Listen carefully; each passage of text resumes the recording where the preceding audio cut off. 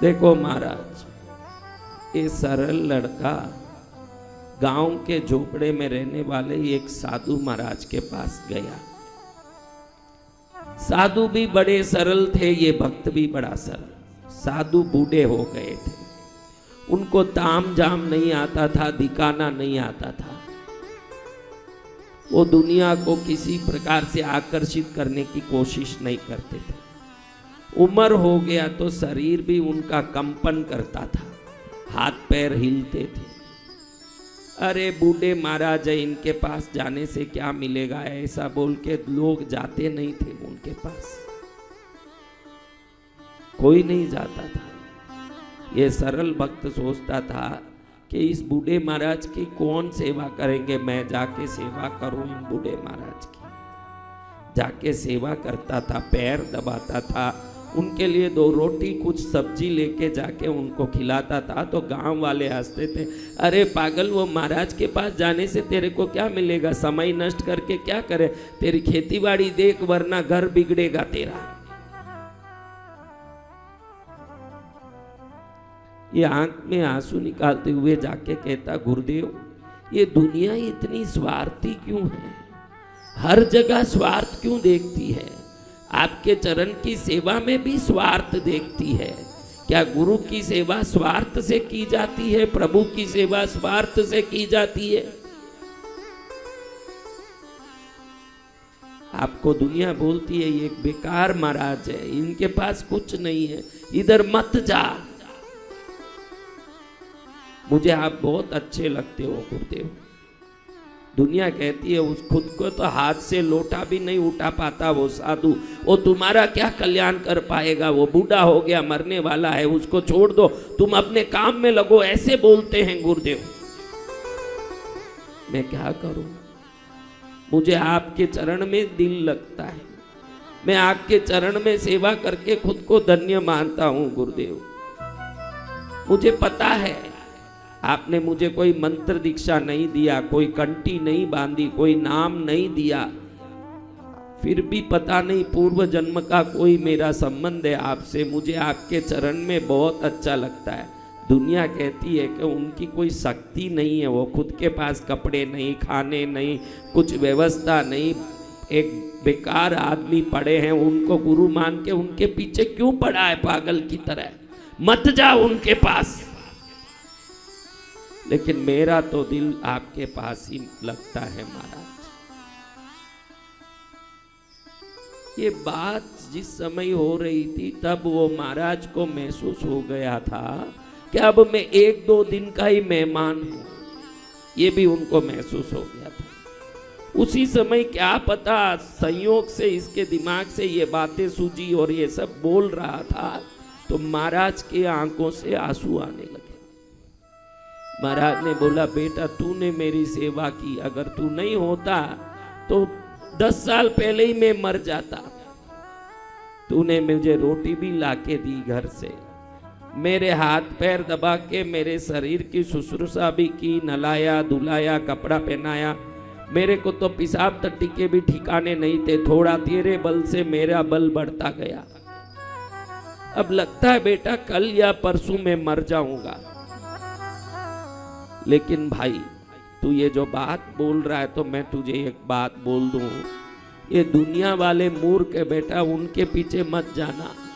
वो संतों का चेहरा, रूप, रंग और उनकी वेशभूषा में जाता है। आज तुझे बता देता हूं मेरे बच्चे, संतों का रूप, रंग, वेशभूषा नहीं देखी जाती, उनके शरीर की वस्तु उठाने की शक्ति नहीं देखी जाती, उनकी कृपा में कितनी शक्ति है ये देखी जाती है। उनका ज्ञान नहीं देखा जाता।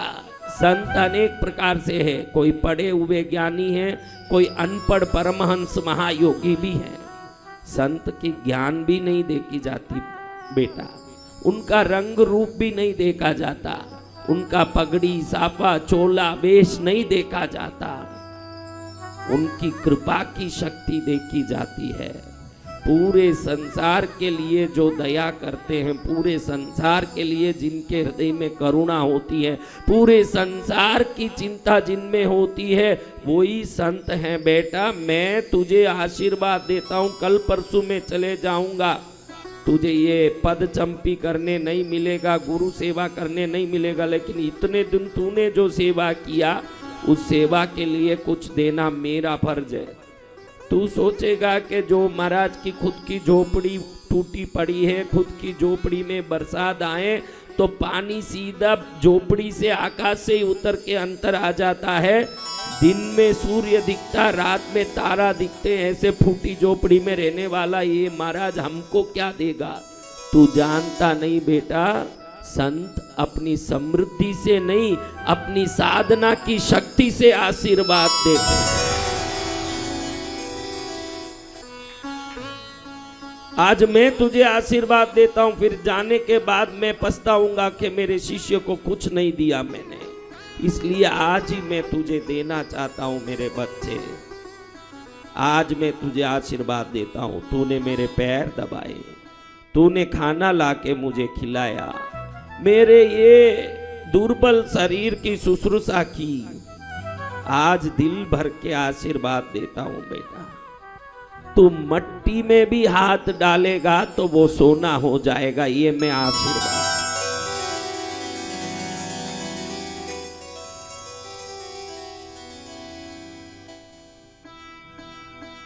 गुरु का आशीर्वाद पाके रोते रोते कहता है, प्रभु मुझे कोई आशीर्वाद नहीं चाहिए, अपने मुख से आप शब्द मत निकालो कि 2 दिन में मर जाएंगे।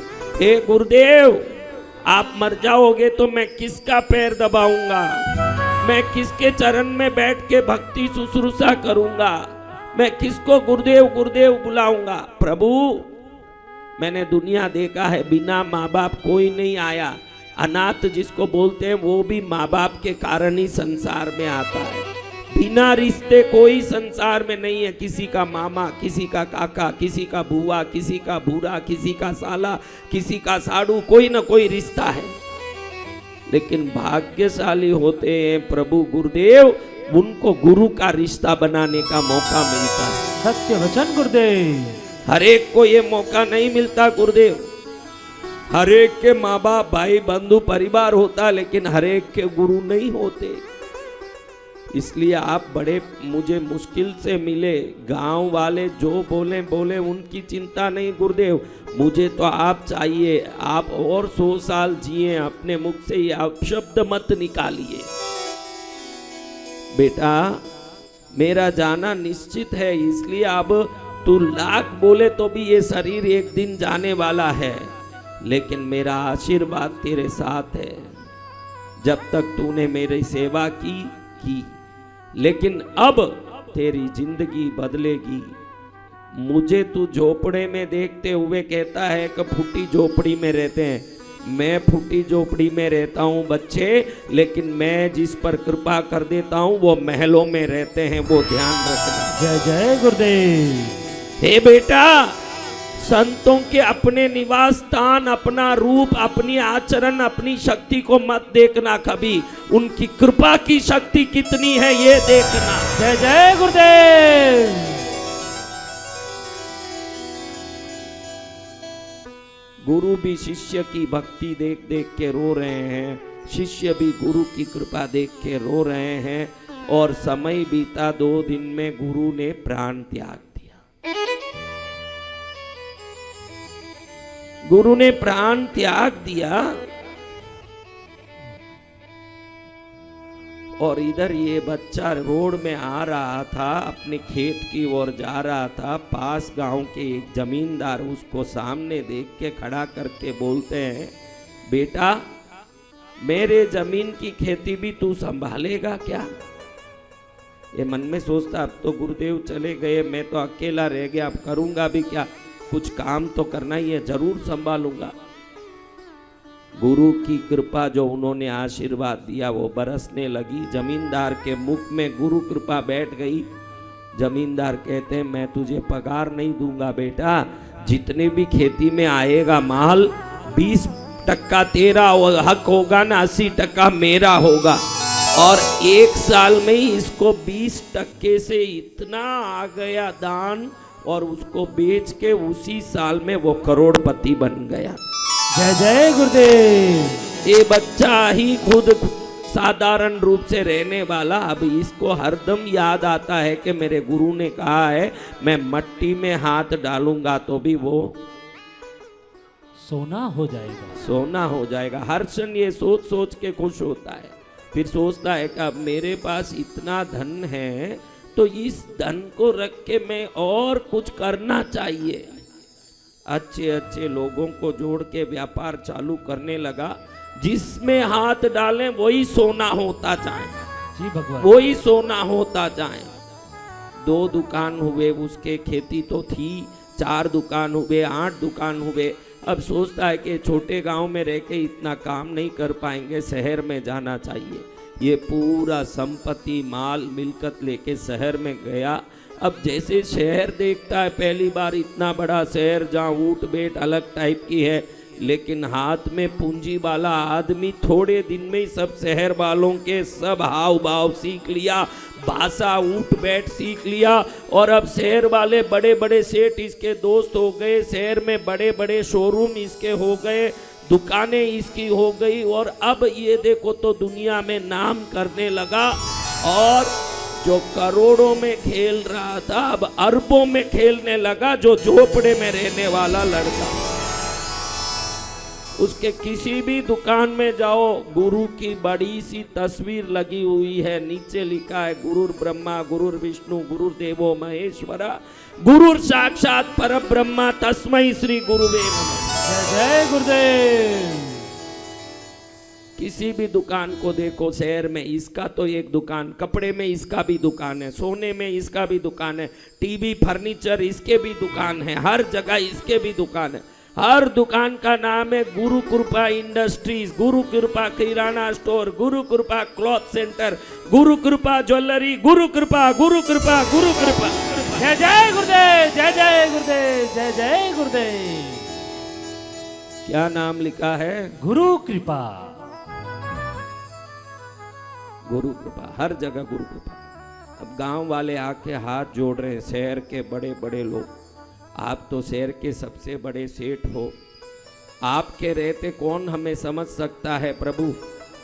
यहाँ के नगर सेठ ने शरीर छोड़ दिया है, अब हम चाहते हैं कि नगर सेठ का पद आप संभालो और इस शहर के नगर सेठ बनो।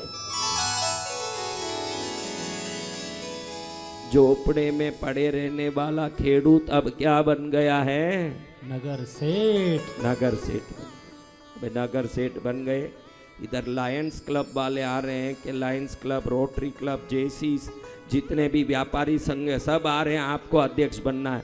लायंस क्लब के अध्यक्ष सेठ, रोटरी क्लब के अध्यक्ष सेठ, जेसीस क्लब के अध्यक्ष सेठ, व्यापारी संघों का अध्यक्ष सेठ, ज्वेलरी सराफा अध्यक्ष सेठ, सब जगह सेठ। कहीं जाओ माला, कहीं जाओ माला।